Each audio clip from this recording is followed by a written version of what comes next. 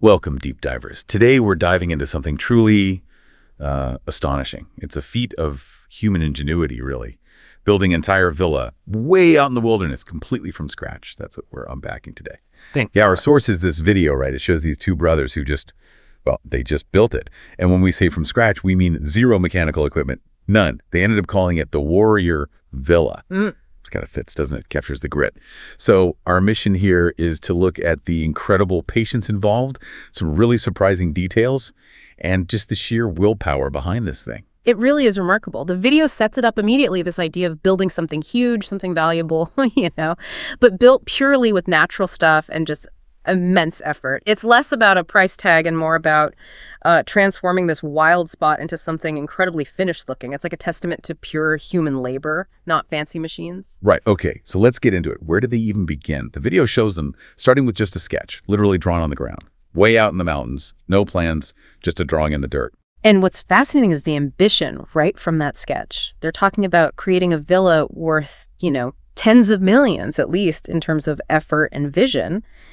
In this spot, they called a feng shui treasure spot. What now? A feng shui treasure spot. Basically, a location chosen for its natural energy and harmony. The idea is it brings good fortune. So it wasn't just building a house. It was creating something special, something with meaning in the right place. Okay, got it.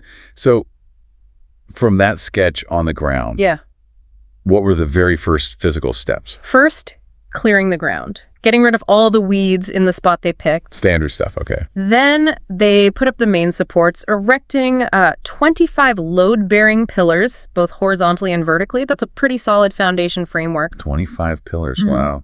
But you mentioned no machines, and they didn't use nails either, right? How do they make that stable, especially the core structure? That's the really clever part. They used a primitive, but honestly super effective method. They took rattan vines, those tough, flexible vines, and used those to tie the cross beams together. Rattan is amazing. It's flexible when fresh, but when it dries, it gets incredibly strong, like a natural rope. Huh. So it tightens as it dries. Exactly. It shows they really understood the materials around them. They could build this whole wooden frame without a single metal nail or screw, just wood and vines. That's fascinating. Okay, so pillars up, beams tied with rattan. What came next? They moved pretty quickly then. They built the roof for the first floor.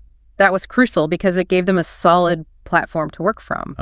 Makes sense. Like a working deck. Precisely. And once that was in place, they added the second floor roof pretty fast too, building upwards surprisingly quickly considering the methods. So the basic skeleton goes up, but then it really starts looking like a house, right?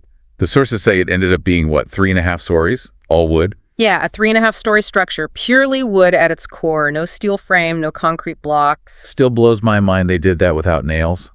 How did they manage the stability for multiple floors? Well, beyond the rattan for the main beams, they likely used careful joinery.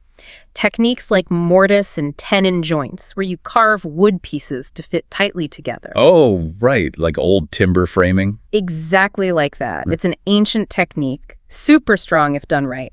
That, plus the inherent strength of the wood they chose, made the frame stable enough before they even thought about walls. Okay, so the wooden skeleton is standing strong. Then you mentioned bamboo. Yes, then came the bamboo. And just a massive amount of it. They cut down loads and loads. What do they use it for? Pretty much everything else. Covering the 4 outer walls, laying down the floor surfaces, even the roof. Every exterior surface got a layer of bamboo. Wow. The amount needed must have been huge. Oh, absolutely staggering. And this really highlights the sheer effort. Think about it. These two guys weren't just building. They must have spent a huge chunk of their time just harvesting, cutting bamboo, hauling it back. While also trying to build. Exactly. It points to, almost infinite patience, doesn't it? And just incredible physical endurance. Hauling all that bamboo, then carefully attaching it piece by piece. Yeah, no kidding. And somewhere in there, they made doors too. Right, a practical touch. They actually pre-assembled several wooden doors out in the forest nearby, built them there, then carried them back to install for, security. Smart move in the wilderness. Absolutely. Okay, so we've got this impressive wood and bamboo structure, but then things take a really weird turn, right? Yeah. The sources talk about cement.